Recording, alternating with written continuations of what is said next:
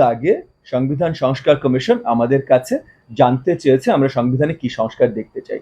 সেই 5টা বড় দাগে ওভারঅল আমরা 32টা রিফর্ম আপনার উপস্থাপন করেছি, 32টা রিফর্ম উপস্থাপন করেছি।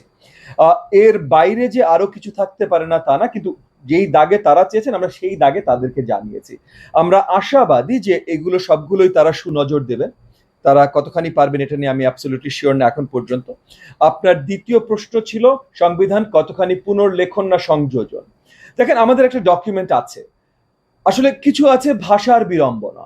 আমার কাছে এখন এখানে 3 পাতা আছে, এই 3 পাতার 90% লাইন আমি চেঞ্জ করে দিয়ে 90% নতুন লাইন দিয়ে বা সংযোজন করে বা এডিশনাল দিয়ে এটাকেও আমি সংযোজন বা কারেকশন বলতে পারি। আবার যেহেতু 90% আমি চেঞ্জ করে দিচ্ছি এটাকে আমি পুনর্লিখন বলতে পারি। এটা ভাষার বিড়ম্বনা। আমরা বলছি যে সংবিধান আমাদের একটা আছে, আজকেও যদি আপনার নতুন করে একটা সংবিধান লিখতে হয় তাহলে বিশ্বে যতগুলো গণতান্ত্রিক দেশ আছে সেখানে সংবিধানের মডেল আছে। আপনি র্যান্ডম নতুন একটা ডকুমেন্ট বানাবেন না, এই মডেলগুলো নিয়ে আপনি বানাবেন। 72 সংবিধানও মডেলগুলো নিয়েই বানানো হয়েছিল।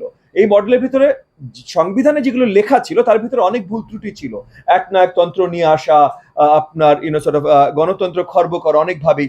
এই জায়গাগুলো আমাদের মূল নজর দিতে হবে। তো সেইভাবে আমরা মনে করি বড় দাগে অনেক সংস্কার প্রয়োজন, কিন্তু এটাকে আমরা পুনর্লিখন বলতে রাজি না। আরেকটা কথা বলেছেন যে নির্বাচিত প্রতিনিধিরা এই সংবিধানে হাত দিতে পারে। জি, এই বিষয়টা আপনারা অন্তর্বর্তী সরকারকে দাবি জানাচ্ছেন? জি, আমরা অন্তর্বর্তীকালীন সরকারকে দাবি জানাচ্ছি না।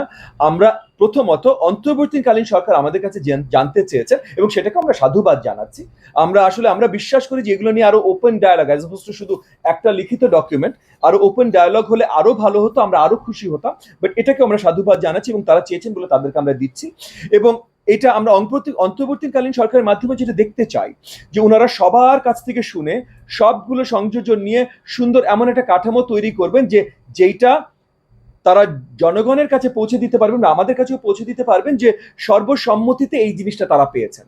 সর্বসম্মতিতে পেয়েছেন এইটা যদি তারা এস্টাবলিশ করতে সক্ষম হন, তখন যেই নির্বাচিত হোক, আমরা বিশ্বাস করি আমরা নির্বাচিত হব, ডাজন্ট ম্যাটার, যেই নির্বাচিত হোক তার উপরে জনগণের প্রেশারটা থাকবে ওই সংবিধানকে তারপর র্যাটিফাই করে নতুন বাংলাদেশের সংবিধান হিসেবে অ্যাকসেপ্ট করা করে দিই। আমরা বিশ্বাস করি একদম সবভাবে, মানে পুরোপুরি ভাবে বিশ্বাস করি যে তাদের সেই সদিচ্ছা আছে এবং সেই সদিচ্ছা নিয়েই তারা সঠিকভাবে কাজ করতে চেষ্টা করছেন। কাজের ভেতরে ভুল ত্রুটি হতেই পারে। ওনারা মানে প্রথমত সরকার পরিচালনা সবসময় নতুন চ্যালেঞ্জের সম্মুখীন করে। সো যারা 30 বছর মনে করেন চালিয়েছে সরকার, মনে করেন যারা সেক্রেটারিজ এর কথা বলেন বা মিনিস্ট্রিতে যারা কাজ করছে, তারাও নতুন যখন সমস্যার সম্মুখীন হয় তখন পুরনো জ্ঞান বা অভিজ্ঞতা দিয়ে নতুন প্রবলেমগুলো তারা সলভ করতে পারে না। আর আমরা আমাদের এই মাননীয় অন্তর্বর্তীকালীন সরকারের উপদেষ্টা মণ্ডলীতে যাদেরকে পেয়েছি তারা অত্যন্ত সম্মানিত ব্যক্তিত্ব, কিন্তু তাদের সরকার পরিচালনার অভিজ্ঞতাটা নেই।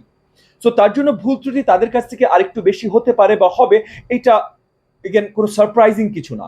কিন্তু তাদের সদিচ্ছা আছে, তারা বাংলাদেশের জনগণের জন্য এখন পর্যন্ত কাজ করছেন, আমাদের জন্য কাজ করছেন এবং আমাদেরকে যতখানি পারেন সম্পৃক্ত রেখে কাজ করছেন। আমরা জাস্ট তবুও আমাদের একটা ডিমান্ড তাদের প্রতি আছে যে সম্পৃক্ততাটা যদি আরো বাড়ে তাহলে তাদের কাজটাও আরো সোজা হয় এবং কাজগুলো আরো সুন্দরভাবে আরো পরিপূর্ণভাবে কমপ্লিট করা যেতে পারে।